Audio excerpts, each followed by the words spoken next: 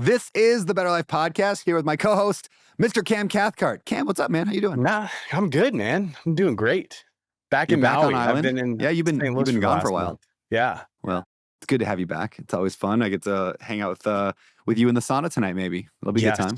I'm in. Sounds a little weird. People are like, what are they doing in the sauna? Whatever. Don't worry about it. It's a good time. Yeah. We'll get Tony, maybe Micah will come over. I don't know. We'll have a good time.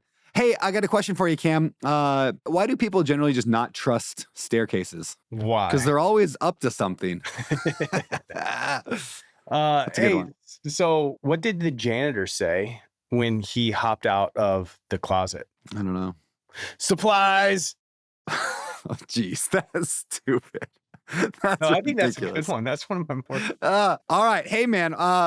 Speaking of supplies and surprise, we had a great episode coming up here today. We talk about it in the show, but I didn't say this on the show, but I'm a little bit of a little bit is an understatement of a fanboy of today's guests. If you could look back at like the people who have pivoted my life, like changed my life, when I look back at the most impactful moments, this guest, it takes that spot a number of times, things that he has done. His name is Pat Flynn. He's an entrepreneur. He has a multiple massive YouTube channels, but he taught me pretty much everything I knew about entrepreneurship early on. I mean, I was obsessed with his podcast, his books, his everything he did. And so anyway, it was super cool over the years. We've got to know each other a little bit more, become somewhat of friends. And I'm just such a big fan of Pat and the way he thinks about business and entrepreneurship and learning. He's got a new book out called Lean Learning. It's phenomenal. So we talk about all that and more today. We talk a lot about like how to raise kids when it comes to being an entrepreneur and how to get them thinking right. I love some of the stuff there.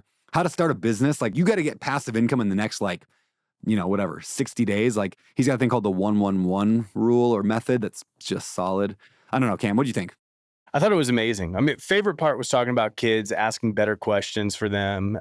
There was, and he's obviously done this a lot because he's so great at talking. It's going to be a easy, fun listen for a lot of people.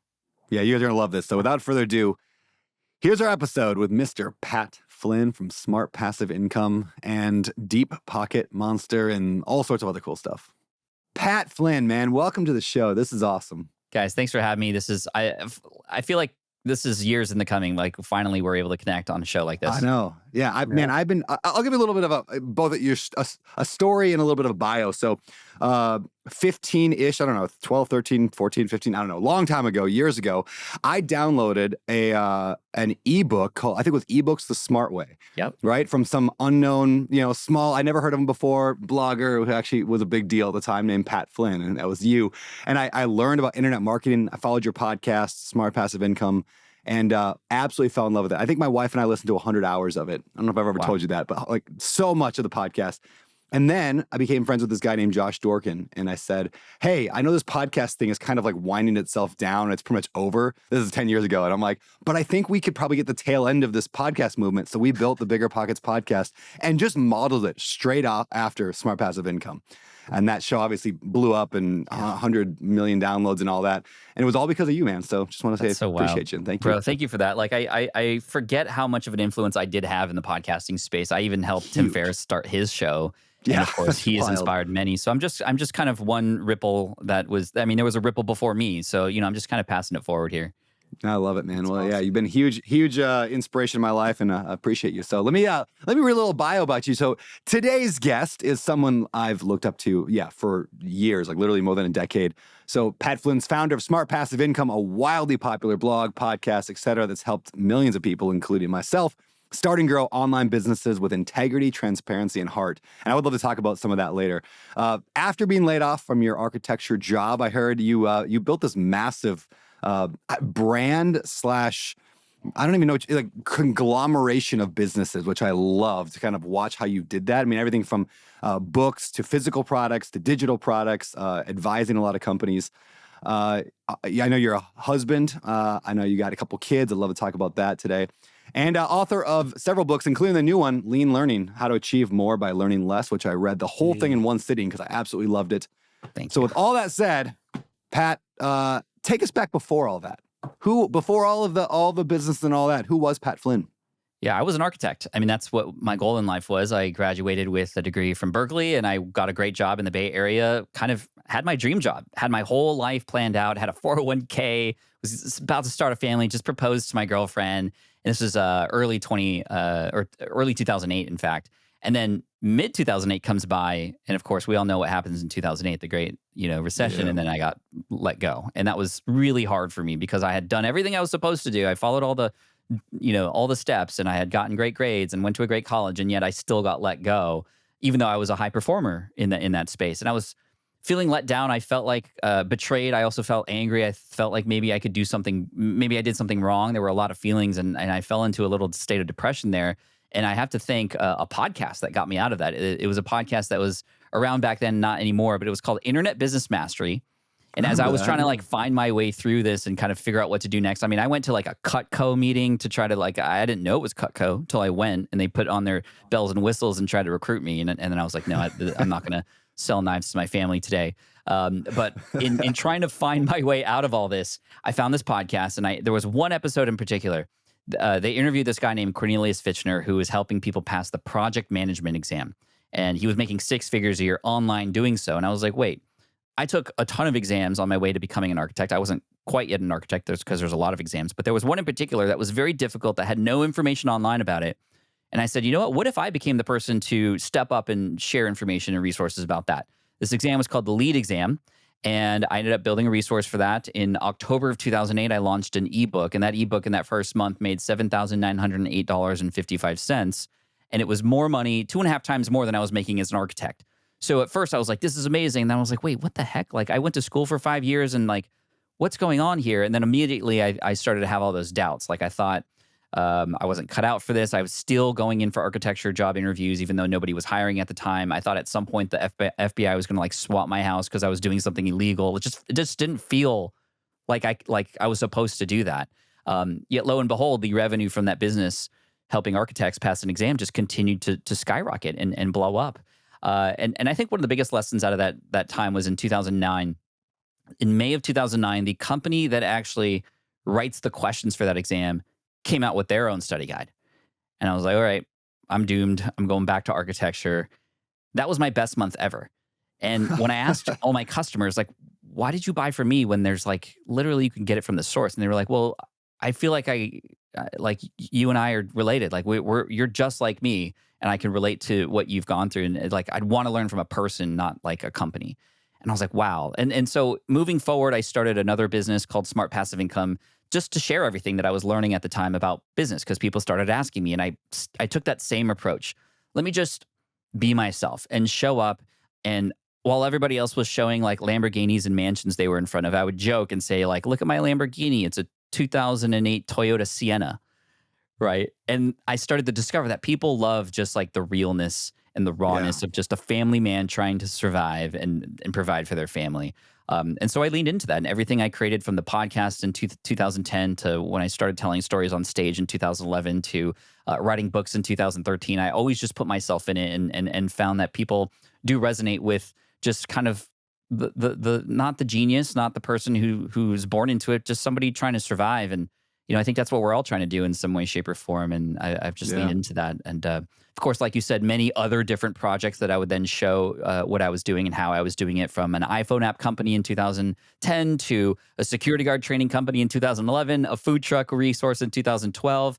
I have an invention called the Switch Pod that my videographer and I invented in 2019, to books, communities, and public speaking now, and now a Pokemon YouTube channel that's blown up, and now I'm getting recognized for that more than anything. To finish off, I'll say this is my new phrase about me: Pat of all trades, master of fun. That's who I am. I like that. That feels like a book title right there. Hey, so a couple quick things. One, you said something probably in passing on a podcast episode that like fundamentally changed how I thought about business and stuff. And I don't even know, I don't know if you remember this or if this was like cornerstone of what you taught, but it made such an impact. And all you said was it was something like, people follow me because I talk about my kids. And they liked that. It's kind of what you just alluded to. It's like you were just a normal person. And most people online at that time weren't doing that. And so or they would hide all the personal stuff of their life, and it would just be the Lamborghinis and whatever. And that was such a thing.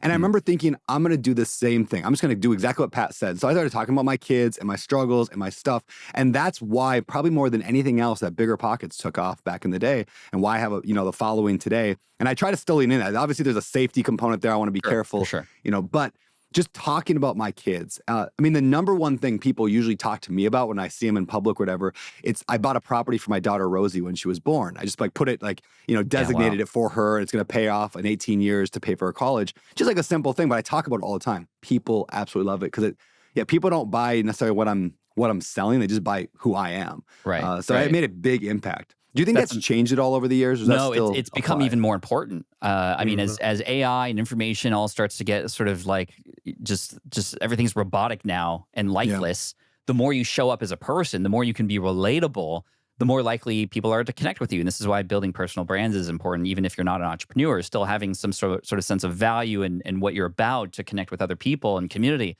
That's so important. As my buddy Chris Ducker says, it's not, and he said this ahead of the trend, it's not B2B or B2C, it's P2P, the person-to-person relationship. We do business with people, not the logo, not the brand or the letterhead. We do business with the person on the other end, or the character of that company, if you will. And that's why people, I know, gravitate toward you guys, and why I know people gravitate toward me in our special way. And that's the cool thing too. It's like nobody is like you. And so why not take advantage of this huge unfair advantage that you have, which is your life experiences, who you are and what you're about. And your vibe will attract your tribe. I think this is the reason why we don't do this, is because we think we have to fit ourselves into a certain mold to attract a certain kind of customer or people. But I want to do business with people who want to do business with me. And, I try to teach that in my education as well. Is there a strategy that you have behind that, building all of your previous channels and now your Pokemon channel that has, I think you're saying, 1 million subscribers or something, 1.5 million subscribers. 1.5. That's insane. And so you're obviously not talking to 1.5 million people. How do you, when you come up with a video or a script for something, how do you focus on that person, like the singular person? Does that make sense at all? Yeah. No, that's a great idea. And there's an exercise called like the avatar exercise as a business owner. It's like you kind of make up this customer profile, and they're 33 years old with 2 kids and working a dead-end job, and you want to support them. That's a decent strategy because you're at least thinking about who that person is, and you have one profile that you can create for. But although I can't speak to 1.5 million people on that channel, I can speak to real life people. And even having one conversation with one person, I begin to start to empathize with them a little bit more, which is key in this world. You need to understand where they're coming from, or what they're enjoying, or what they don't like. And so when I got into the Pokemon space in 2020, because my kids got me into it, and of course they grew out of it and I didn't, I got involved in the communities first. Like, I started to talk to people. I became moderators for certain channels before I created my own, just to kind of understand the language and what people liked and what this vibe was like. And then I started to ask myself, okay, what can I bring to the table here that doesn't exist yet? And it was better storytelling. It was kind of going out in the wild and filming, interactions versus just filming with my webcam at home, those kinds of things that only I understood after having conversations with people. And again, even in my other businesses, like with my architecture business, all the way back in 2008, there was a woman who sent me a message after she passed the exam using my material. Her name is Jackie. And at the end of her message, after she said she passed and she got a promotion, she was like, "Your fan, Jackie." And that kind of tripped me up a little bit because I wasn't an artist or a musician or anything like that. But she was like, "Your fan." But I was just an educational company. But she connected with me because I helped her. And then 2 months later, I find that she convinced everybody in her office, 25 people, to become customers of mine later. She could have just shared the guide, but she wanted to pay me back because of what I did for her. And it was because I spent a little bit of extra time with her. She was struggling with the exam. I got on a call with her, and she very much appreciated that. And I got to hear from her in her voice what passing this exam would do for her. She was the first one actually to tell me that by passing the exam, she would probably get promoted. And I didn't make that connection, but when I heard it from her, I made that connection for all of my other customers. And of course, then that ended up on the sales page. You potentially have the opportunity to get promoted and get a raise if you pass this exam. So take my material so you can do it on the first try. So many things can happen. And one thing that I used to do with my other business, and still do in sort of a way, but in 2010, this was pretty innovative. With my email list, I would reach out to 10 different people who were brand new email list subscribers for my entrepreneurial business, and just try to get on Skype with them. This was back when Skype was a thing. And some of them were like, wait, what? You want to get on a call with me? Like, why me? And I was just like, I want to talk. I want to get to know you. Some of those conversations turned into gold because I got to hear exactly why they wanted to be an entrepreneur, what their struggles were. And then I can, again, like I said, absorb that and then kind of share it out in a way that now other people will go, see, he knows what I'm talking about. He understands me. It's because I talked to Joan for 30 minutes about what she was going through. So that's the sort of strategy for, even with a larger audience, how you could still feel connected to them by literally just putting yourself with them and getting involved in the communities. That's so cool. Hey, I want to obviously get onto the book and some of the stuff that you're working on today, but it'd be sad to miss out on this question from somebody who's been in the industry for so long. This is going to be a broad question purposefully, and I'd love to see where you take it. Internet marketing and just online entrepreneurship, maybe we'll just call it, like it's changed over the past 15 years of us doing this. What how has it changed in your mind? How is it still the same? Is it still possible to do what you did back then today for people? What's different? What's in a way, yes, and in a way, no. The methodologies and the techniques have absolutely changed. The platforms have changed, right? Back in the day when we started, Brandon, right? Like you could build a website, make sure your keywords were in certain places, and then you'd get ranked and get traffic for free from Google. Google has changed. SEO has changed. I mean, you search for something in Google and it's already answering it for you before the first search result. And then you got to get past the ads first as well. So, those strategies are different. But what has always worked is understanding who it is that you're serving or who you're showing up for and what do they need help with right now? What are they struggling with? And there's always new struggles and new challenges that you can show up for and provide value about. The other thing that does relate to the book, in fact, is the fact that there's so much information out there now that just having information alone isn't going to work because that information probably already exists in many different forms and you're just adding more noise without adding personality or story around it. So it's not just the information, it's how you wrap it. It's how you put it into a nice packaging with a bow on top for the person that you are serving, right? And that's key now as a creator, but as a consumer, I mean, we aren't evolved to handle this much info. And so what do? We do what we've always done, which is collect. We hoard this information. And I ran a survey at a conference once, and I found that 80% of this conference, most of them were subscribed to more than 10 different podcasts and 10 different YouTube channels, like in total per person. And it's like, that's so much information. And so much. Yeah, information is great. It feels like we're making progress. It's like a fake progress by learning. But the real progress happens by doing, by saying no to new information so you can recommit to the things that you already need, that you already know you need to do. And I mean, we're in this world where we're at a buffet line of information now. Back in the day, if you had a Encyclopedia Britannica, you were smarter because you could afford that information. Now we all have access to the same information. We're at this buffet line and we're getting force-fed from algorithms. So it's like, no wonder why some of us feel like we're working so hard and learning so much and going nowhere. We're even slower than we were before because we're in fact getting too inspired in a way. So the book in a word is just take action for 2 words. And you'll learn more as you go, trusting that the resources you need on the next step are there because they are. It's so different. The world we live in now is so different. That's so true. The reason I wanted to have you on the show too, obviously most of our listeners are real estate investors in some way, which people in the real estate space, maybe more than a lot of spaces, maybe internet, entrepreneurship is the same, but there's so much out there and there's so much free out there and there's so many gurus and online educators and everyone telling you that their thing is the right thing and you need to learn more and there's all these little tips and tricks. And so, we get bogged down in this, we call analysis paralysis, the never ending, I gotta know a little bit more before I feel comfortable. And when we're talking about tens of thousands of dollars, maybe even hundreds of thousands of dollars of savings into a deal, people scare themselves into never taking action whatsoever. So that's what I loved about the book is that it's like, it perfectly fits our people in terms of you can never know all of it. And we have to figure out a way to do it. So maybe it's just a broad question is how do you overcome that analysis paralysis? You have to, so there's a few things. Number one, understand that you don't need to know everything to take the next steps. And especially as a real estate person, your personal brand and kind of what you stand for and how you connect with people is going to be more important. I know a couple people here in the San Diego area where I live who are killing it.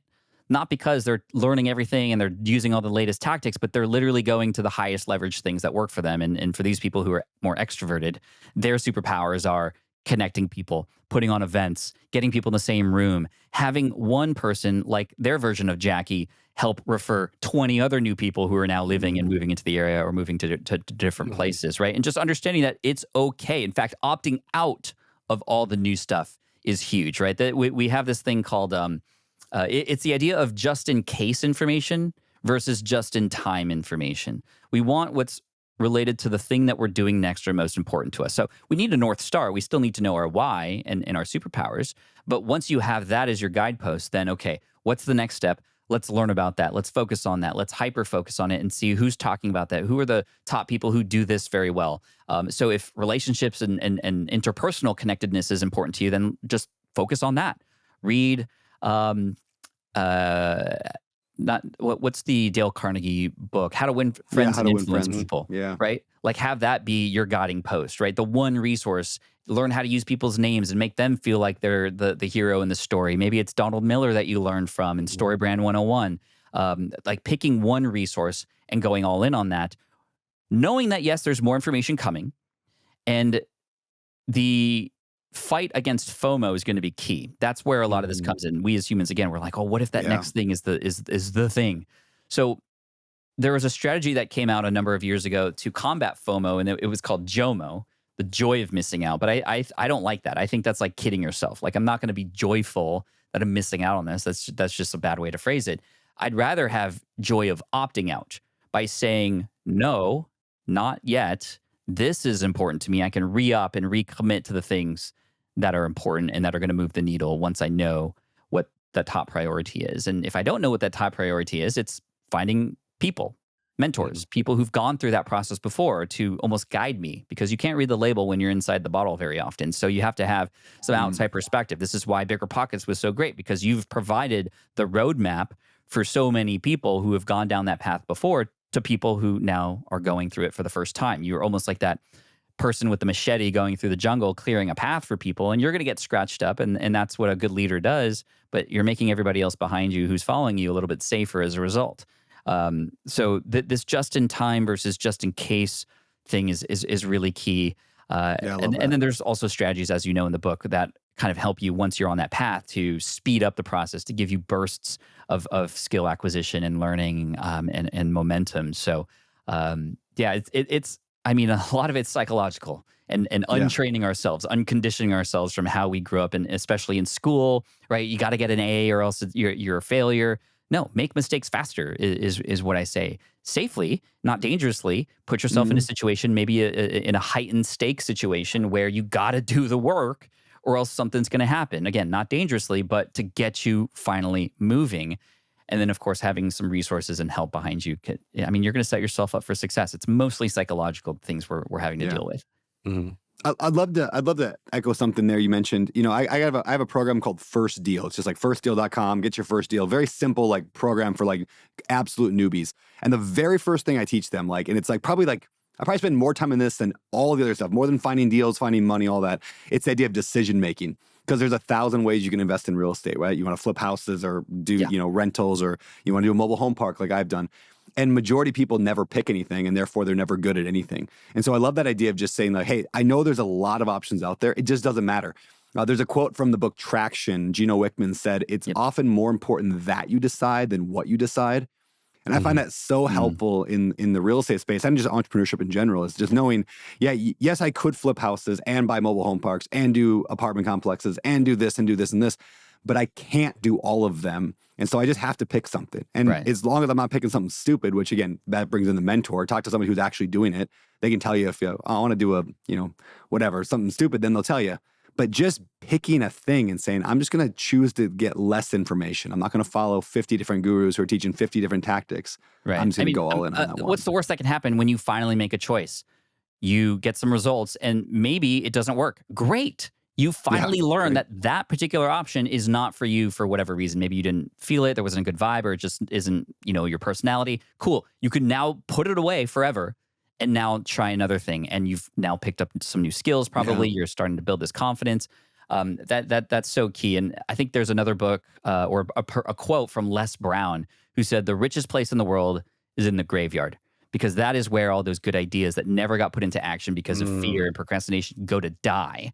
And it's like, wow, like you're so right. Like sometimes even with my entrepreneurial students, when they have like, oh, I have 3 different business ideas, they all seem great. Like, which one do I do? We literally just throw darts. Like, just you need to make a decision of some kind, because every day you're not actually attempting is a day you're not learning, is a day you're not getting better, and you're just delaying that. Now, most people, when they've got, and I've done this numerous times, and I just did it recently, committed this maybe sin. I'm curious your thoughts on it. Like, I've got 3 options of businesses I could launch. And so I say, well, I don't know which one's going to do well, so I'm going to do all 3 of them. I'm going to try to do all 3 and put a lot of irons in the fire. And then, of course, none of them take off because my time's split. I mean, how do you balance that focus of like, I'm going to go all in versus the risk of what if the thing I go all in on doesn't work?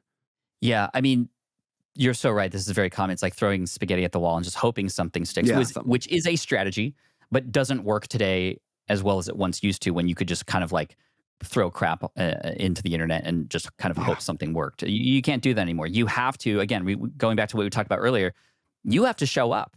And you have to kind of be somebody that people can connect with. And if you're showing up 33% of the time across 3 different things, you're not 100% anywhere. And so why would people feel comfortable connecting with you or being a customer of yours when you're not even there fully? Versus what if you went deeper? And again, remember, most people are going to spread themselves thin. So you have an advantage by going deeper. And the way to combat that is to give yourself a period of time to commit to that.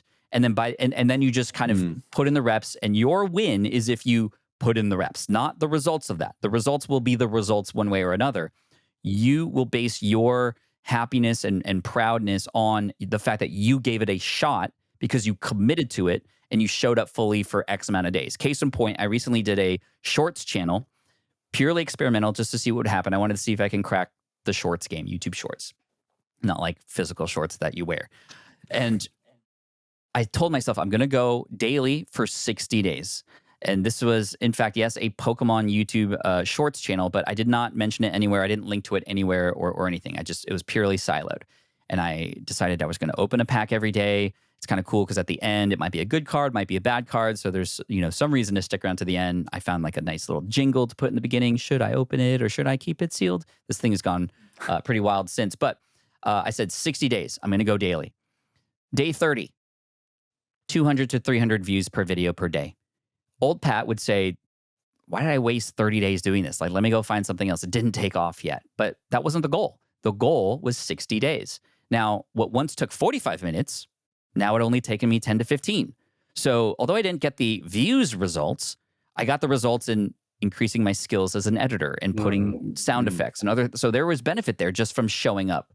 And even if I failed completely, I now have the skills that are much better to put into something else and a different option. Day 35, one of those videos hit 750,000 views. It just, for whatever reason, blew up.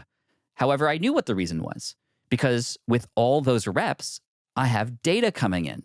And each day was a new data point that I could learn about what works and what doesn't. I eventually found that when I go into a store and I have a quick little deal with the person behind the table, that's more interesting than if I'm just like, hey guys, I got this pack that I'm opening today, in the beginning, right? So I'm into the hook a little bit quicker. Ever since then, so just to kind of fast forward, today, that shorts channel, Short Pocket Monster on YouTube, now has just passed today 1 billion views. This was 280 days ago. 1 billion views, 1.5 million subscribers. It is generating 5 figures in ad revenue alone, just from shorts. It has created brand deals that I wouldn't have gotten otherwise with big brands.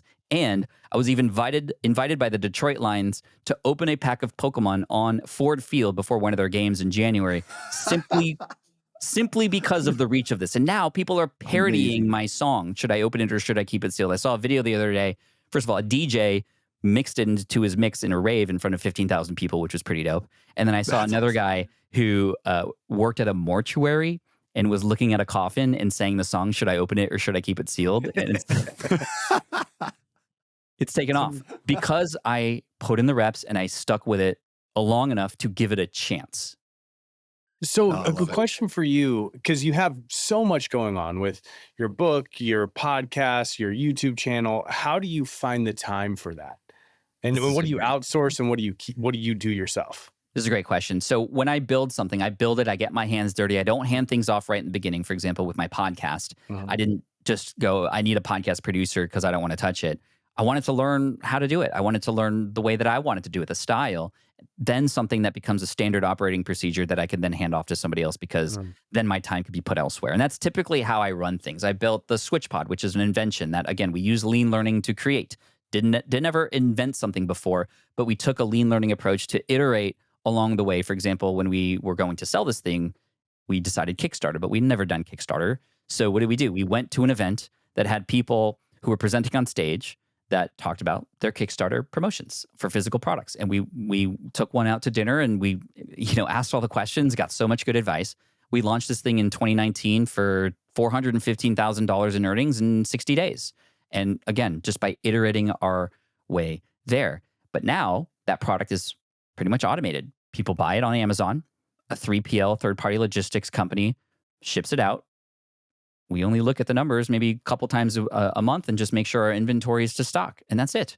And so it's mostly automated at this point. There are tools and or people you can hire to do the things that you do first to then remove yourself from that process and put it elsewhere. And again, time comes back when you continually get better every day, 1% better every day, a la Atomic Habits, right? I was able to take editing from 45 minutes to 15 minutes. And now what do? I even batch process that. So I'll take one day of the week. And usually because I'm in hyper-focused flow mode during that time, it just takes 1 hour now to create an entire week's worth of daily of those videos. And so now I'm getting even more time back. These things are scheduled ahead of time. My whole week is clear and I'm getting millions of views per day on new videos as a result. So, on the surface, there are a lot of things I do, but in reality, I had once done those things and invested time to automate them so I don't have to do them as much anymore. There's still moments that I have to go in there. And, even my architecture business, for example, I haven't touched it in 3 years and it's still generating thousands of dollars per month because of the way it was set up. And this is what really Tim Ferriss taught me. You can build businesses to become automated. They aren't automated in the beginning. In fact, the passive income part of all this is the last part of the process. And that's what, I'm glad we were able to talk about that because people see smart passive income and it's like, that's not real. No, it is, but it's not easy and it's not the first step. That's for sure. Yeah. Just like in real estate. And so, that's how I manage my time and find the time to do a lot of these things.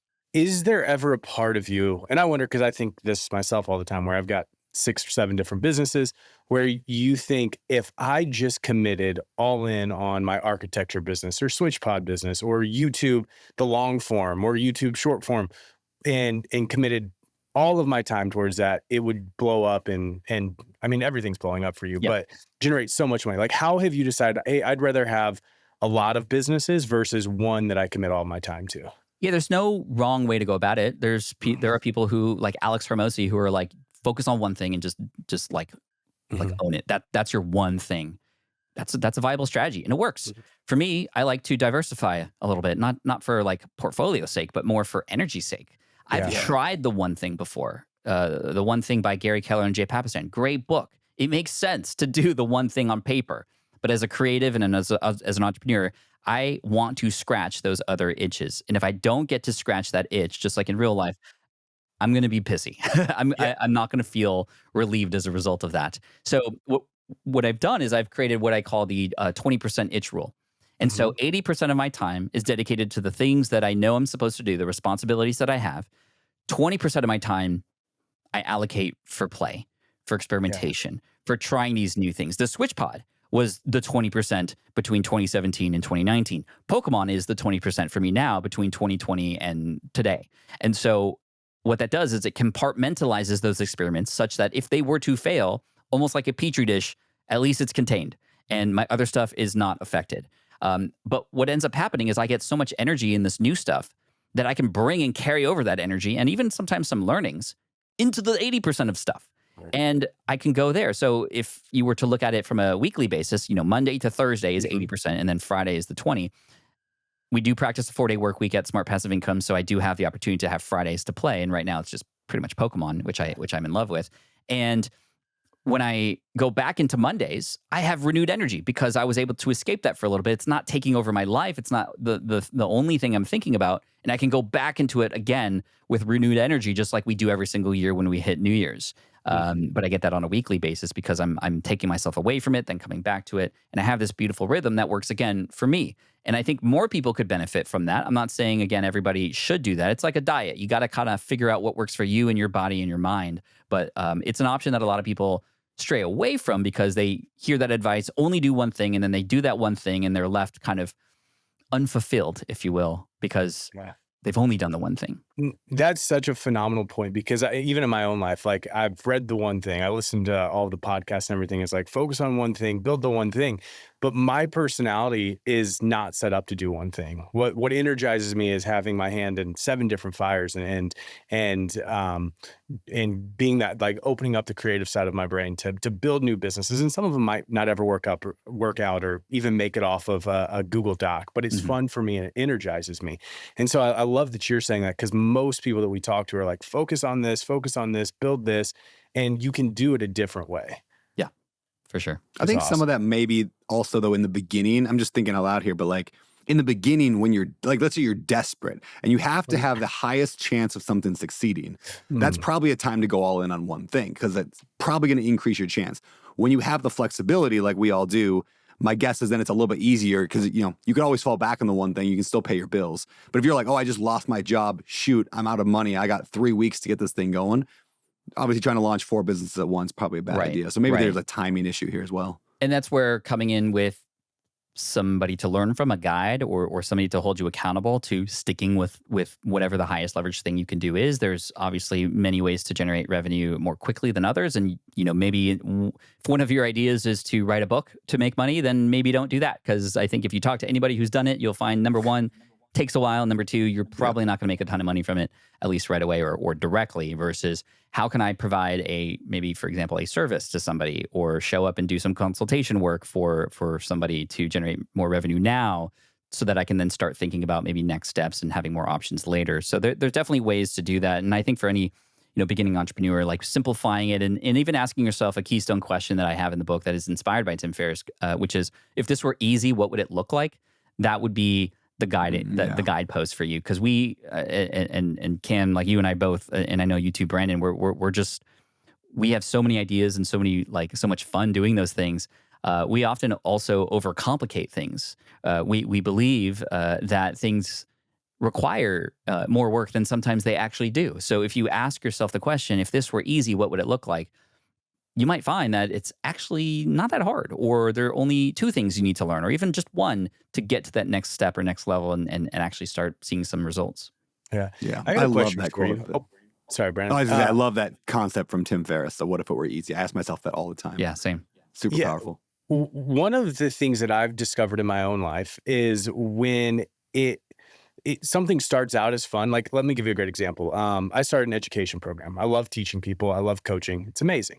And so I started that. And when it turned into a business where we had 500 clients and I had to be the promoter, the marketer, all this stuff, it turned into less fun. And so how do you protect yourself when you have all these really cool things, but sometimes like the work or it just turning into a business makes it less fun? How do you protect yourself from that? Does that make sense at all? Is that Oh, absolutely. I mean, it makes sense and it hits home. And a lot of my students run through the same problem. You know, they get good at something and then they want to build a business and then they turn it into an agency, and all of a sudden they're managers of people, which they are bad at and don't want to do. And then no longer are they doing the thing that they actually love doing anymore, from cooking to web design or whatever it is. There's a good example of somebody who's been able to master this, who we're talking about in the book, Paul Jarvis, who wrote the book Company of One.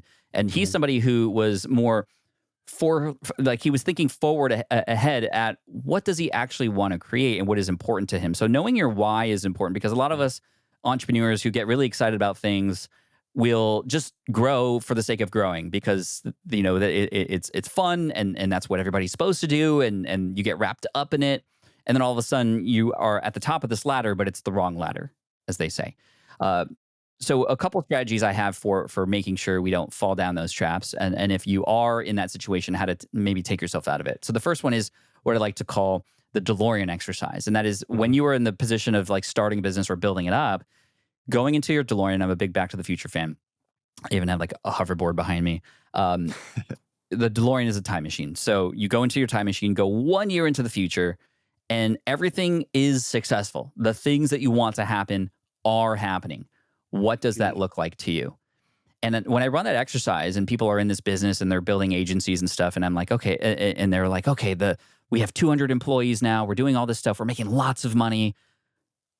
But I don't have any time for anything. I'm finding, oh my gosh, like I don't like how this looks here, even though it's the way this is where our trajectory is going, and I don't like it. I mean, sometimes like people start crying when they go through this exercise because they're like, oh my gosh, like I'm actually going down the wrong path, especially when you take the approach of if this succeeds in the way you want it to, is it actually what you want it to be?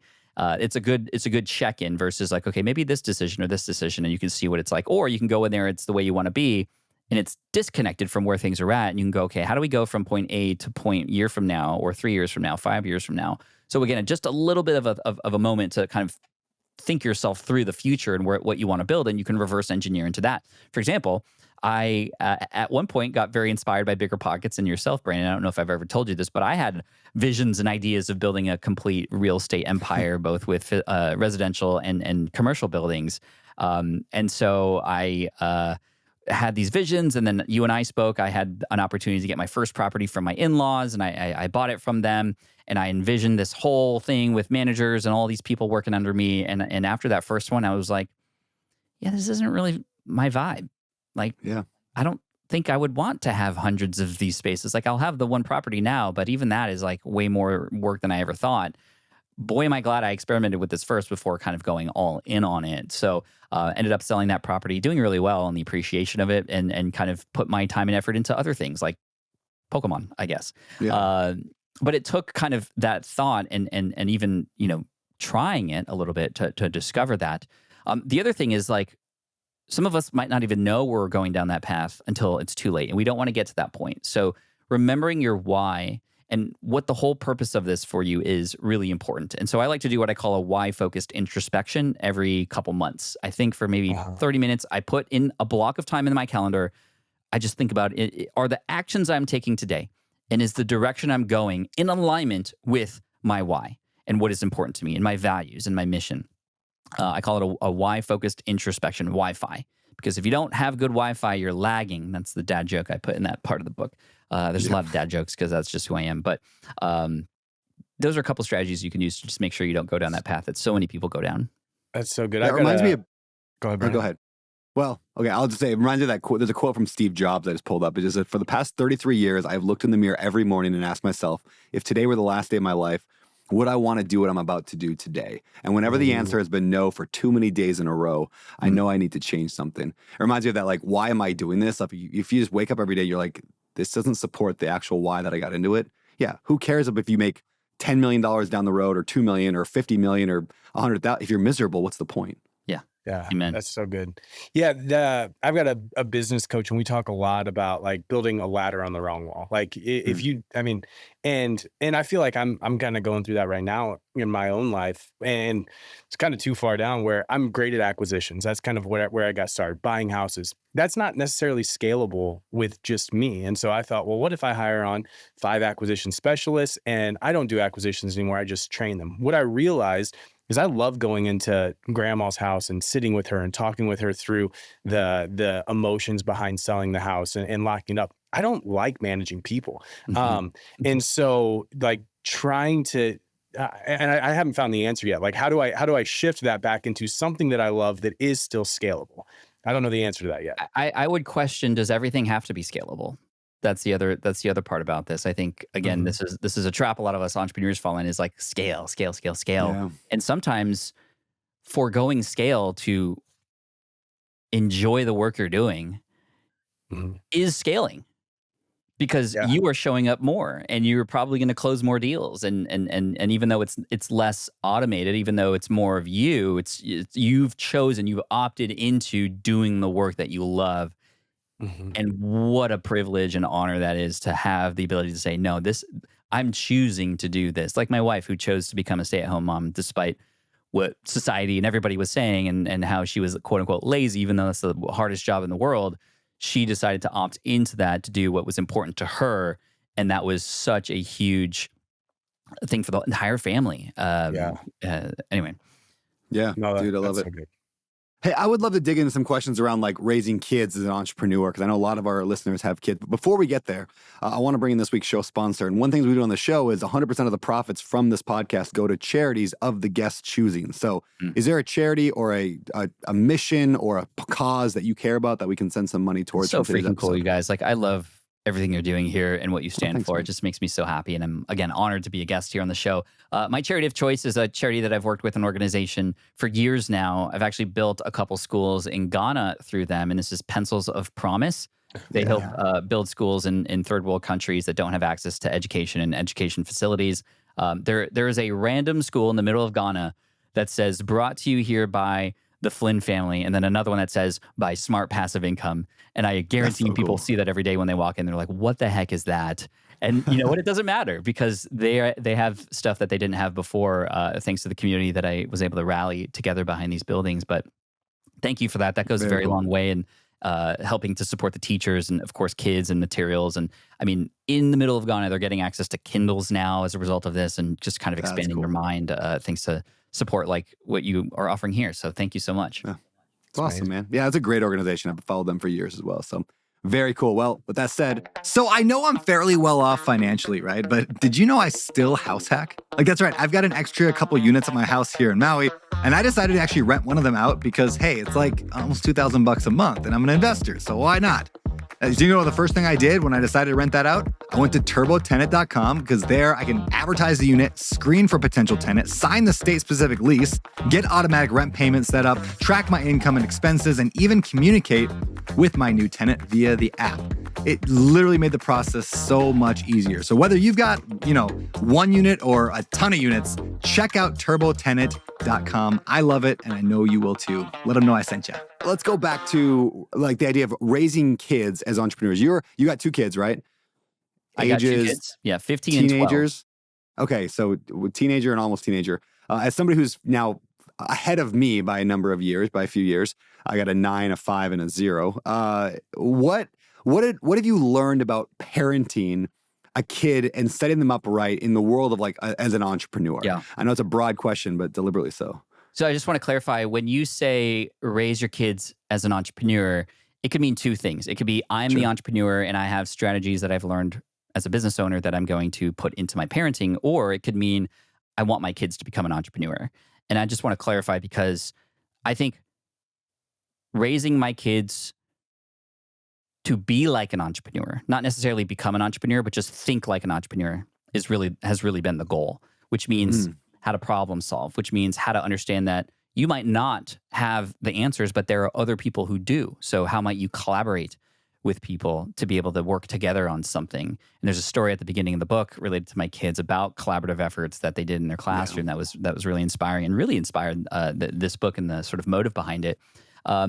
But there are a lot of things I've picked up as a business owner and entrepreneur that I've put into my work as a parent. And my wife and I, we tag team together on this, and we each have our own superpowers. I think number one, communication with her about how we choose to parent is really important, because when we came into this relationship before we had kids, we had different thoughts. We had different ways that we thought we should raise kids, or different ideas. It was really important for us as a sort of CEOs of the company, if you will, or co-founders of this family, if you want to call it that, to understand what our goals and missions are for our children, so we can kind of be in alignment with each other. And it's not always about being in perfect alignment, but it's the idea, and I learned this with some of my business partners. It's not about agreeing to disagree. It's about maybe disagreeing, but committing to each other. Right? I might not necessarily 100% get behind something that my wife April is doing in a certain scenario. However, I will support her and be there for her with that, and she will do the same for me. So just from a partnership level, that's really key, and something that I've picked up as co-founders of this company, again, if you want to call it that. One thing I love that I've learned recently, and not recently, but as an entrepreneur, as a coach especially, is, I mean, it reminds me of the way that I used to coach, which was do this. Hey, look what this, I see this, so I think you should do that, right? That was how I used to coach. And then I read the book, The Coaching Habit by Michael Bungay Stanier, and my life was changed, because a good coach asks questions so that the person you are coaching actually is the one who comes up with the answers. And as a result, they're more likely to take the actions, right? It's very similar to how when during the pandemic, the kids who didn't eat vegetables before, we got into gardening, we made them plant, we made them nurture these vegetables. And of course, when they came to fruit or come to become a vegetable that they could eat, they were more likely to eat it because they were the ones that planted those seeds, so to speak. Yeah. But one thing I've learned is asking questions, and good questions matter as a parent. And so when the kids would come home from school, we didn't ask them, what did you do today? Or how is school, which is the common question. The question that we would ask was, what did you learn today that you could teach me? And it was such a powerful, I think I learned that from a TED Talk, in fact. I can't even remember who. There's a lot of great educational TED Talks. But by asking the kids, like even down to preschool level, kindergarten, and what did they learn that they could teach me, it positions myself and my wife as people who could learn from them versus always commanding. It positioned us as somebody who could get value from them despite them being young, and to have them understand that by learning, you can also teach, even if you just learn it that day. And again, to point out some things in the book, you don't have to be the world's leading expert to still be of service and to help other people. So kind of ingraining that into who they are as kids early on was really key. Another thing that was important was, for me, my dad, he worked for the government and he was gone a lot. I mean, he was at the Pentagon for years at a time sometimes. And so I never saw him, but he also couldn't talk about what he did because a lot of it was classified. But for me, I wanted it to be the opposite. So when the kids came in, when I was like, getting ready to set up a podcast, I wouldn't say, no, hey, leave, I'm going to start a podcast. I'd invite them in. I'd talk about what I was doing. I would tell my kids who I was going to do an interview with, and I'd show them the buttons. I'd get them behind the microphone. And once they got a little older, they actually got behind the microphone and became guests on our show. My son and I even had a podcast together just to kind of embrace that curiosity that they had and not push it away, right? Yeah. I'll let them push the buttons and mess things up because I know I could always put the buttons back to where they should be. But now they understand that, oh, this button changes your voice. Oh, this button changes the bass. Oh, that's interesting. Now they're learning and I'm figuring things out with them and we're having fun. The last thing, before we can go as deep as you want into this because I'm so passionate about this stuff, I know that as an employee, when I was an employee, that my favorite bosses were the ones who were curious about the work I was doing. And even, in fact, getting involved and wanting to know more about me as just a person versus just like go do the work. And of course, we want our kids to do the work, but we want to also know about who they are and what their personalities and characteristics are like. So when they got a little bit older, they were getting into a game, both my kids, called Fortnite. And a lot of you might know this game. So rather than just go, oh, the kids are playing their games and when they're done, then I'll talk to them, I wanted to get involved. So what did I do? I hired a coach on Fiverr, a 14-year-old kid, to teach me how to play Fortnite. And man, he was great. I learned all about it. I learned how to build. I learned how to defense and all this stuff. And we were working together for a few days.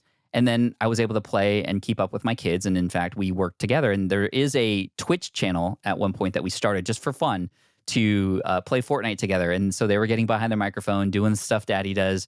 We were watching a lot of streamers at the time who were into Fortnite, and we got to play together. And those moments are captured, thankfully. But even if they weren't, they were experiences that we kind of were able to build together, right? Yeah. And that was really key because then they moved on to other things that we now get involved with. And we watch the same animes as them, and we watch a lot of the same shows as they do, even together. And we don't just watch it because we have to, but we try to be genuinely curious about it. It allows us to start conversations with them. And it's why, even though my son's 15, we still can have like really fun conversations together, while a lot of his friends don't even talk to their parents anymore. And a part of that is because of how we get involved with what they want. And, we listen to them. We don't try to push ourselves into their world, but we try to get curious about it. We find that when we come from curiosity, we are more invited into the space versus just kind of forcing our way into it or avoiding it in general, like most parents tend to do. You know what I love about that is most parents, I feel like, maybe most is a strong word, but I feel like most parents, when they look at the next generation's interests, like for example, anime or Pokemon, you start from a standpoint of mocking it or making fun of it. Like most parents is like, oh, that's stupid, versus the curiosity of like, oh, why do you like that thing? Yeah. Like even like my son, like he's 5, but he loves Minecraft. And my first instinct was to be like, that's dumb. It's like terrible graphics, like, Right. whatever. It's silly. But then I'm like, yeah. So I've been trying to lean into it. Now, like, I actually really enjoy playing Minecraft with them. It's a good way to spend some time.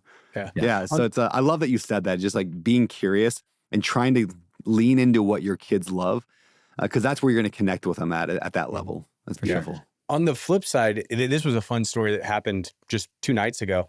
I was sitting with Riley, and when we're jet lagged, so my wife and other kids were asleep, and so it was just Riley and I was like, "What do you want to do?" And she said, "Can I watch basketball with you?"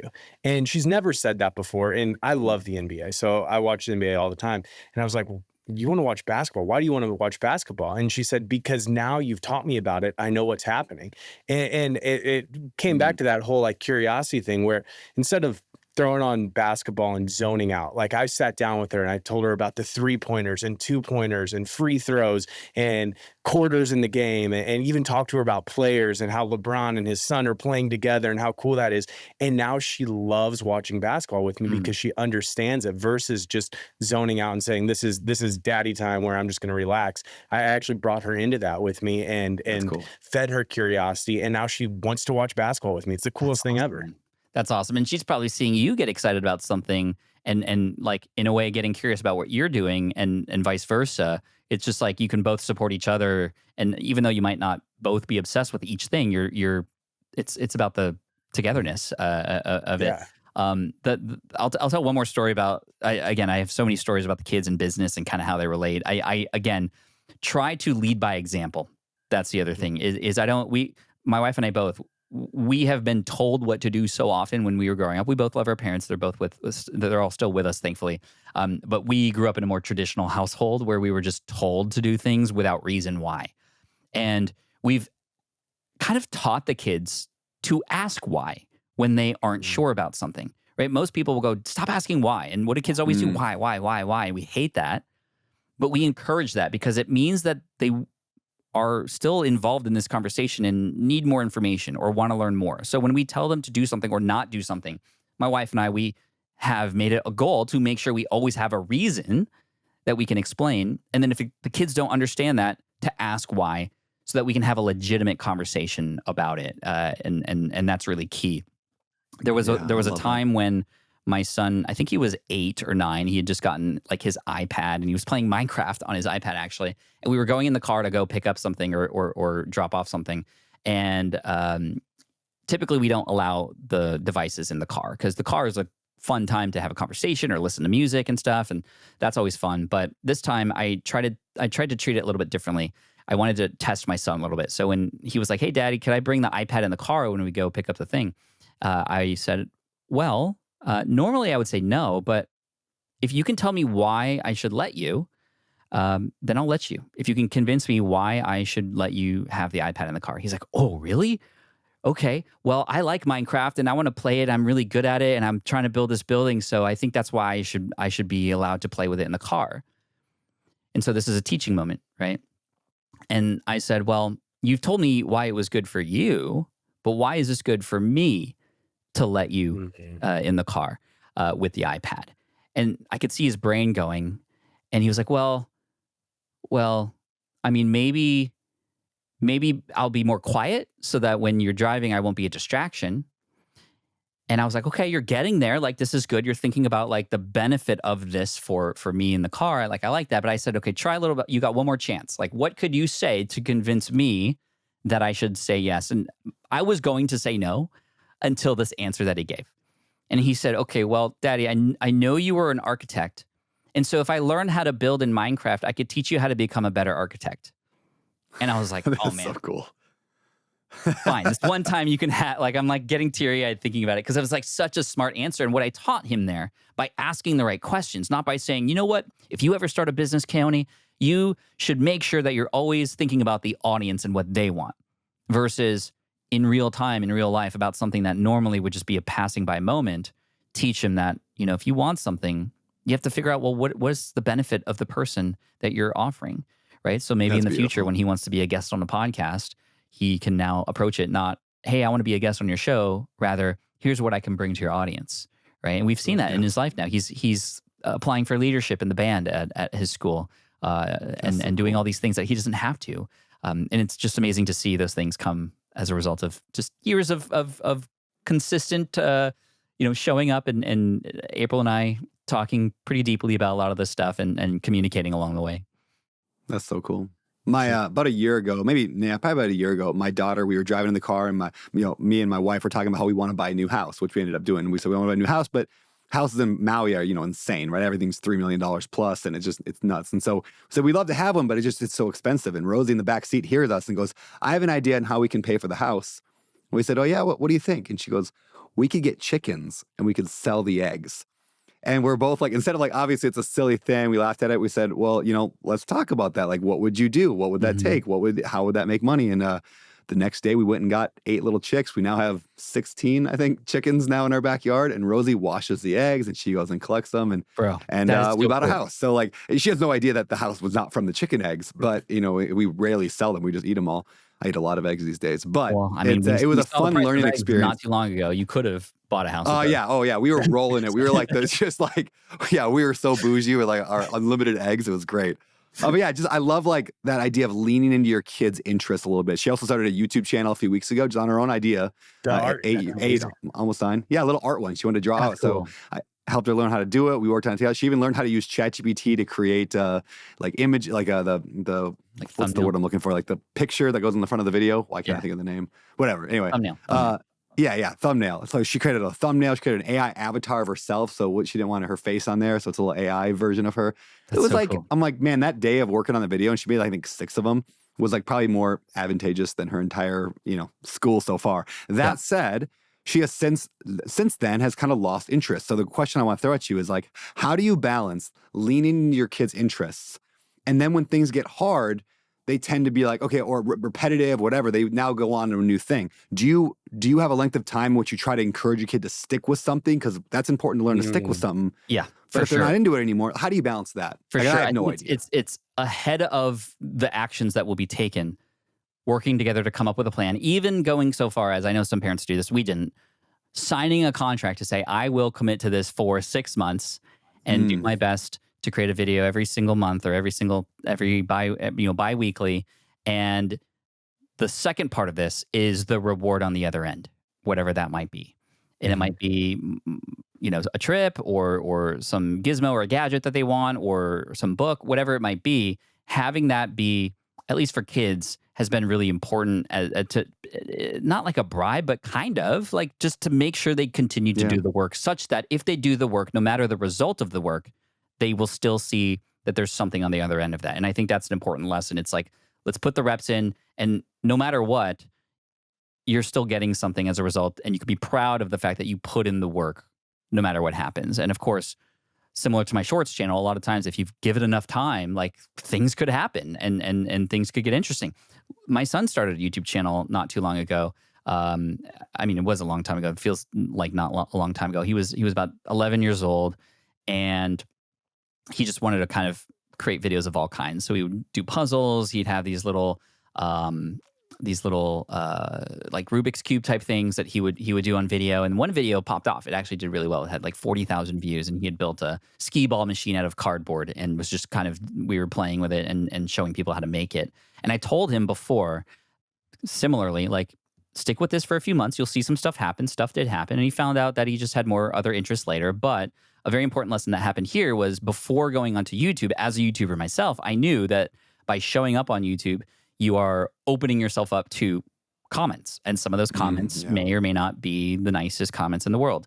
And so I told Keone a story about when I was a creator in the beginning, in the early days, and there was a hater who started to spread misinformation about me and posted all this stuff on all the blogs that I was featured on. And I quit for a whole month because of that. And eventually it took a friend who like wondered if I was okay to knock me out of that. He said, every day you waste thinking about this hater is a day you're taking away from people who love you and who need you. And that took me out of it, thankfully.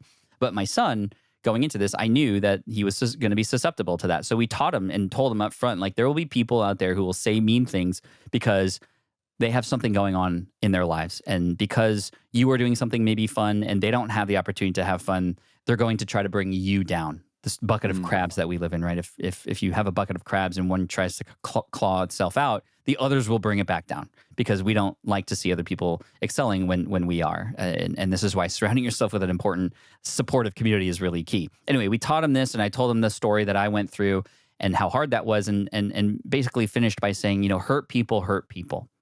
So if somebody's trying to hurt you online, oftentimes they're being hurt too. And so just keep that in mind. So months go by, the video pops off, and one day my son comes down. He's like, Daddy, how do I delete a comment from my YouTube channel? Somebody left a bad comment. And I was like, okay, I was expecting this to happen at some point. So let's go into the back end. I'll show you how to delete it. I look at the comment, and the comment was, kill yourself. Jeez. And I was like, I wanted to punch the screen, right? Because that's not okay. And I go to my son. He seems okay. And I go to him and I say, what do you think of this comment? And he responded with, I hope this person is okay. And I was like, yes. It's gotten through to him. Yeah. He's unlocked a skill that many adults never learn, which is this idea of and how hard it is it could be as a creator in this world. And what's the opposite end of this? Not let them start a channel. And maybe we did start too early, maybe not. Yeah. But to never let them experience that or try it is also bad, because this is the world we live in today too. This is what Gary Vaynerchuk says. What are you going to do? Cut them off from the internet? No, that's doing them a disservice as well. So every group of parents approaches this differently, and everybody has a different line. We knew what ours was, and we were okay with it, but we prepared ourselves for stuff like this. And then to see him actually respond to it in that way, it was really good. And of course, we deleted the comment and moved forward from there. Yeah. How do you handle screen time with your kids? Because obviously they're on screens a lot, and I've learned so much from YouTube and from Instagram. But how are you handling that with two young kids? This is a great question. I have a student of mine, Andrea, who built an entire business around this. In fact, Better Screen Time, to give her a little shout out. She's one of my first students, betterscreentime.com. She helps people through this. So this is not an uncommon problem. And every parent, again, has a different style or way of going about it. For us, we were a little bit late to offer our kids phones compared to their friends here. And we did get some flack for it from our own kids. I'm the only kid without a phone. I'm being left out. And everybody's in these group chats and I'm not in them. We had to tell them to wait till we're of age, and they survived. They're okay. They don't hate us for it. And so, we stood our ground there. But as far as apps and stuff, there are certain apps that they do and can have access to, and certain ones that they cannot. Certain ones that they are not allowed to post, but they can consume. And then, it's more so there's a time and place for it where it is okay, and there's a time and place for it where it is not. We are not of the X number of hours or between these hours. It's like, hey, dinner table, the phone does not exist, right? Hey, get your homework done first. That is important. And then you'll have some time before dinner to chat, FaceTime with your friends or whatever it might be, right? And then our style may be a little bit more lax than most, but we say, you have access to these things and we're going to give you access to these things. However, it is up to you whether we take them away versus, no, you cannot have that until you're whatever. There was a little bit of that, like I said, but the way that my wife and I grew up was more like, no, and we're not even going to tell you why. Yeah. Versus, of course, when we say and lay that line down, we give a reason why, and then they might not like it, but at least we have a reason and they understand where we're coming from. So again, it's there's no perfect solution, and we aren't perfect either, and we've caught the kids with their phones at midnight in their beds with their blue lit up face. We had to lay it down then, of course, and those are lessons that they learn, and we try our best is all we can do. Yeah. That's good. That's something that we're processing through, which our kids are still young, but we don't have a TV. If it was up to me, they can't have phones or any sort of technology till they're 18. But I also know that would kill their social life. Well, yeah. Or deprive them, maybe. Yeah, deprive them of so many things. And so there's that fine line of how do you protect them, but also allow them to grow? Because, that's where our future is headed in a lot of ways. No, it's so true. I see it. Yeah. I think rather than, hey, let's control your hours, it's let's teach you what is right and wrong and help you make sense of the principles behind this so that you can hopefully demonstrate through action the right things at the right time. That's at least what we're hoping, right? Yeah. One teaching. Try to be. Oh, Go ahead. I was going to say one thing. April and I always say is just like our goal is just to make sure they don't grow up a-holes. Like, just be good people. Like, that's it's like our guiding light. Like, just don't be an a-hole, please. Like be kind. Empathize with others. It's funny. This sounds so weird to say because like 10 years ago it would have been or 20 years ago it would have been the opposite. But like, I actually try to encourage my kids to watch movies now because I know that their brains are being wired to a spot that can't, the same way all of ours are. Like, generally, like long form content is getting harder and harder for our brains to consume because we're so used to the short form stuff. So like, we take away the iPad, we let them do it once a week. They can play Minecraft on Saturdays.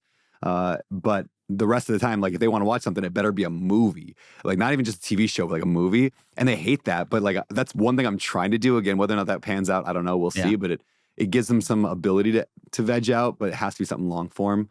But man, it's hard. I also try to be really transparent with my own struggles with it. Like, I want my kids to know that I also struggle with this.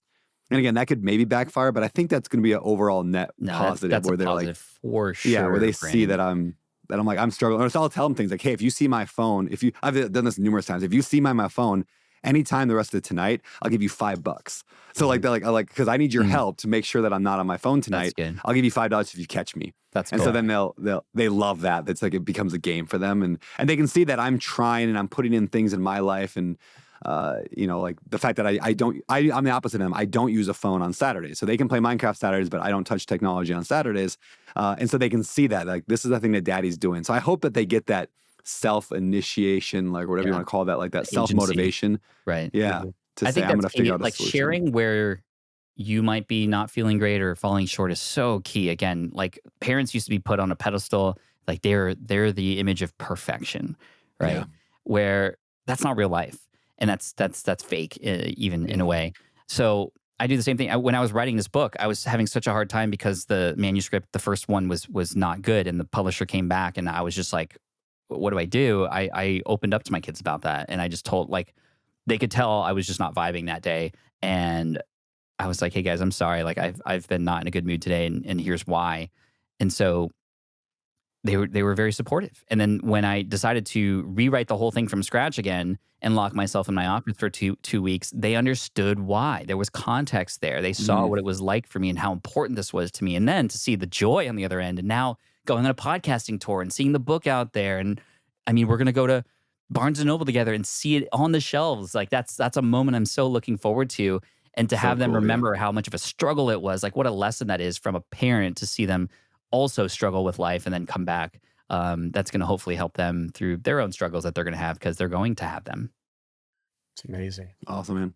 Well, hey, we got to start moving towards wrapping up. We got a few segments at the end, but maybe one of my last questions before we get to what we call the 3-2-1 pivot. I'd love to just a general idea of, like, as somebody who's been in online entrepreneurship for so long, as well as physical products, as well as, a ton of stuff. You lost everything. You lost your connections. You lost your money, you lost your, the brand, and you had to start over fresh, and you needed to get that passive income up. Like, you needed to replace your job. You don't want to go back to a job. What would you do today here in 2025? Where would you focus your efforts? I love this question. I get different versions of it. One of those versions is, if I had $1,000 and I had nothing, what would I do with that $1,000? So whether you have $1,000 or not, like that strategy is, I'm going to go fly to a conference. I'm going to spend that money on a plane ticket to go to a conference around people who I want to somehow find a way to serve, right? Picking a market and investing in just putting myself into that community and talking to people, finding stuff out about them. That's number one. But you don't need to spend $1,000 to do that. You can do that wherever, right? You might even be in communities already that might have some challenges that you can help solve. And the way that I would go about doing it is what I like to call the 1-1-1 strategy. In that community, find one single person, find one problem that single person has, and help them get one result. You don't need a website. You don't need to create a course or book or any of that stuff. Find one person who has one problem, help them get one result, 1-1-1.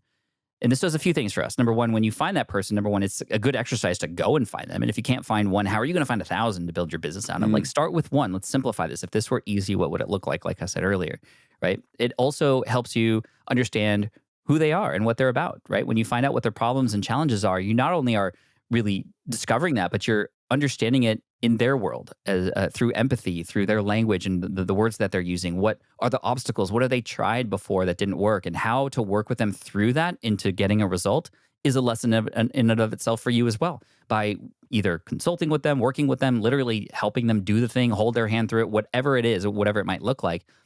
When you get that result, a few things happen. Number one, yes, you'll get a testimonial that then if you want to scale this, up a little bit and get more customers, you'll have a real life case study that you can kind of share and put on socials or talk about on your blog or whatever it might be. But more than that, you will unlock the biggest obstacle that most entrepreneurs have, which is what I'm doing even going to work? Is this even worth it? Or is this even going to help anybody? Right? You now have literal proof that that's false. You will do it, and you've done it already. And so that confidence is key, because if you're not sure, like how are people going to be confident in what you have to offer? So this is why simplifying it down to 1-1-1, spending the time and energy to help somebody through something, get you to that result point that then unlocks that confidence for you to then go find the second person, and then the 10th person, and then the 100th person, and then building and scaling from there. And then all at the same time realizing that you don't need millions of subscribers or millions of followers to do this, to change your life. You just need, as Kevin Kelly, who wrote an article in 2005 said, or 1995, I can't even remember, 1,000 true fans. That's all you need. Because if you had 1,000 people, and let's say these were true fans who you've worked with, or they love your stuff, or they come to love what you do, on a very conservative side, say they pay you $100 a year for access to you or your work or your whatever it is that you do to help them. 1,000 people times 100 is a 6-figure business right there. I mean, you've already got it. And that's just 1,000 people in any space. 1,000's not very much. You don't need tens of millions. And in fact, by just starting at the first person is the way to go. So let's simplify it, break it down, iterate into those people through one person at a time at the beginning. And then you can use those strategies and scale strategies that we know and love and have used to amplify that and multiply that.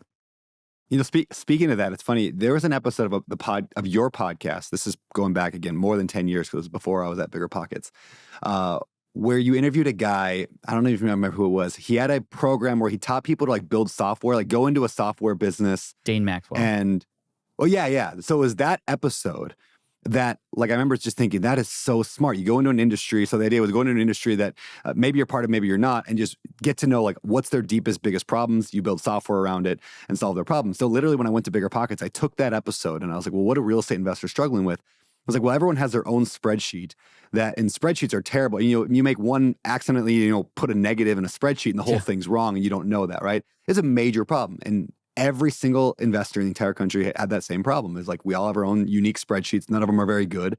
And so I was like, well, let's solve that problem. So we built these calculators at Bigger Pockets. I mean, it was literally the calculators that turned cool. Bigger Pockets into now a, 9-figure business. Dude, that is amazing. Yeah. And it was started from that with a member just for that calculator. What? I said, I'm still a pro member just for those. Oh, yeah, exactly. You're still paying for it. It's like $40 a month or whatever for these calculators. That's amazing. Yeah, Dane's example was like a building inspector, right? Like they need to take photos. And so it's like, okay, I'm going to build an iPad app that is very easy lift that will cost $40 a month to get access to and house all their archives of everything. And, you get 1,000 people, $40,000 a month coming in now. To get access to this tool that would normally take a person a couple hours to do manually. I mean, it's of value and of value to you, and it's a win for everybody. And dude, I didn't know that you did that and took that inspiration. That episode changed my life, changed Josh Dorgan's life, and so wow, man, you're changing lives, man. I love it. Thank you. With that said, let's move on to the next segment of the show called the 3-2-1 pivot, meaning your life's going one direction, something gets in its way, knocks it in a more positive one. We'll start with 3 books. We'll call them pivot books, like books that change the direction of your life. Stand and Deliver by Dale Carnegie. When I was learning my way into public speaking, that was the one resource I learned from, and that was big. Another book is called The One Thing. And I think although we talked about The One Thing and how like it's almost like a one thing and situation with what I teach, there's still so many good principles and reasons why you should pick up The One Thing because of just the consequences of what happens when you spread yourself too thin. So it's a perfect complementary book to lean learning. And then the final book is, I mean, there's a lot that I could recommend, but I would say it would be Virtual Freedom with Chris Ducker. This is sort of a niche book, but it's about allowing yourself to, especially in the work that you do, even in real estate, right? There's a million things that you might need to do, but do you have to be the one to do all of them? This is where you can get a lot of time back. I'll also plus, bonus book, Dan Martell's book, Buy Back Your Time. It's very similar, different styles, but both with the same message of you shouldn't be doing all the things. There are people who can do them better and faster. And how much is your time worth to you? And so you can get a lot of time back and put it into more higher leverage things if you learn how to buy back your time through help and or tools. So those would be the 3+1. Awesome. Love that. And who are 2 people that have changed the direction of your life? Michael Hyatt is one of them. He's sort of a leader of leaders. His program, Best Year Ever, changed my life because it really helped me think about the future. Every year I would take his program. It's no longer a program you can get, but it became a book, and then it's now turned into this focus journal that he has, which has done really well.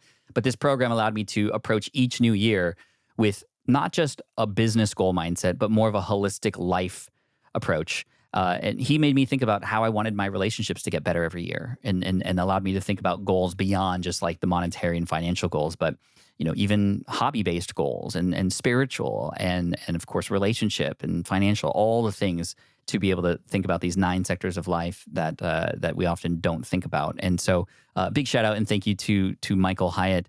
And then a shout out to Sterling and Jay, two people, the co-hosts of that original podcast that I mentioned earlier, Internet Business Mastery. I don't even know what they're up to anymore, but I always have to credit them for inspiring me through the stories that they were telling. They were kind of like a perfect co-host duo because one was more logical, more about the numbers. The other was more storytelling, and just it was so engaging. And if it wasn't for their show, I wouldn't have started that first business to build that lead exam website and really launch my entire career in a whole new different direction.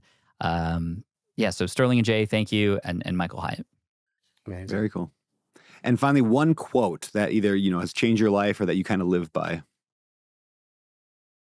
There's a lot of quotes. The quote that my son will always roll his eyes to because I tell it to him all the time, and he absolutely almost despises it. But he was at a leadership conference not too long ago, and he had said that he threw that quote out to the leadership leader, and he was like, yes, exactly. So he actually absorbed it and used it, even though he might always roll his eyes. This quote is from Zig Ziglar, and that is, you can have anything in life you want so long as you help other people get what they want.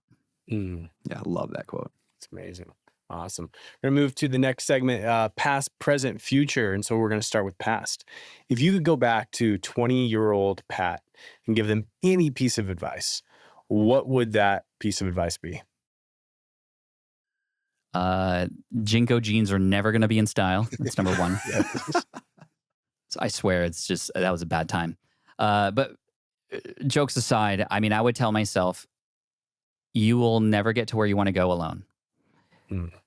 Find and meet as many people as you can and learn about what it is that they are interested in. Very similar to the Zig Ziglar quote, because I was a very shy introvert who always would kind of stay away from people who I didn't know because I was too afraid of how I might look or how I'd be perceived. And if I could go back in time, I would tell myself, beyond the jeans thing, just you never know if the next person that you meet will be the one to change your life. And you will never know if the next person you meet might be the person whose life you can change. That's great. Yeah, if only I knew. Love it. All right, in the present here, what's a habit, routine, or action that you maybe recently implemented in your life, something that's new to you, that's just giving you a better life right now? Yeah, I've been drinking a crap load of water, guys. Like, I'm surprised I haven't had to go to the bathroom during this conversation because I've been drinking a load of water, and I've just that habit alone of keeping track of my water intake and just how much water, like, it has added so much more energy, creativity. I mean, I guess I'm like pissing out all the toxins that are in me, whatever, more often. Yeah. And it's just, I don't know, water is life, right? So I've been so into my work, and sometimes I just get so distracted that I'm always, with water. And I don't know if that's a silly one, but that actually has made a big difference. You doing electrolytes in there, or is it just pure water? No, just pure water. Yeah, cool, man. Lemon water in the beginning. I don't do the whole like putting ice and soda water in a bowl and dumping my head in and all that stuff that you've seen on TikTok recently. Yeah, amazing. All right, and last question, future. So someday you're gonna pass away, and your kids are gonna come to your funeral, and they're gonna get up and they're gonna talk about their dad. And what do you want them to say? What do you want your family to say about you when you're gone? Recently, if you don't mind me kind of tangentialing a little bit, I don't even know if that's a word. I had a mentor of mine pass. His name is Dan Miller. Very well-known coach in the entrepreneurial space. Such a kind guy. I got a video from him before he passed, and so did several of his friends. In this video, he's at his farm in Tennessee, and he's smiling. Yet he delivers this news that he's going to be passing because of some cancer that he just had, and it's rapidly taking over his body, and he probably had just had a week left to live. Yet he's smiling, and he's thanking everybody who was a part of his life. And in his message, he said that he had no regrets, and that he had done everything he'd wanted to do, and that he was happy. And to me, it just kind of like, after I wiped away the tears, I was like blown away that, that's how you want to go out. You know what I'm saying? Yeah. And so we were all really sad, but also very grateful that he was able to pass this message on to us. And I was too, because I was very motivated by it. I was like, I want to get to the point where if I were to pass, that I would have no regrets, and that I'd be extremely okay with the decisions I made. And I feel like I'm even there already, which is amazing. And so to have my kids offer a eulogy that speaks to my work, I think more than anything, that they can just see that I was being honest and truthful, and that I had been an example for them on how to live a good life. And whether there's just my family there or thousands of people who follow my Pokemon stuff around the world, it doesn't really matter. As long as my kids know that they can carry forward that idea of the world is their canvas, and it's up to them to paint it beautiful. I hope they could see that I've done my part in doing that with my brush strokes, and I hope that they can do the same. Yeah. Super cool. Beautiful, man. Thank you. Well, let's wrap things up here. Obviously, the book's coming out, so that's one thing you're excited about. Like, where can they get the book? And then also, what's it coming up in your life besides the book that you're excited about? Yeah, thank you, man. I appreciate it. Again, Lean Learning is the name of the book. How to Achieve More by Learning Less, available where all books are.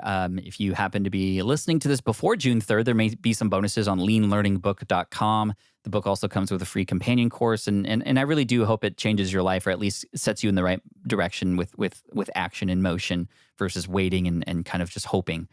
So thank you again for letting me share it here, Brandon.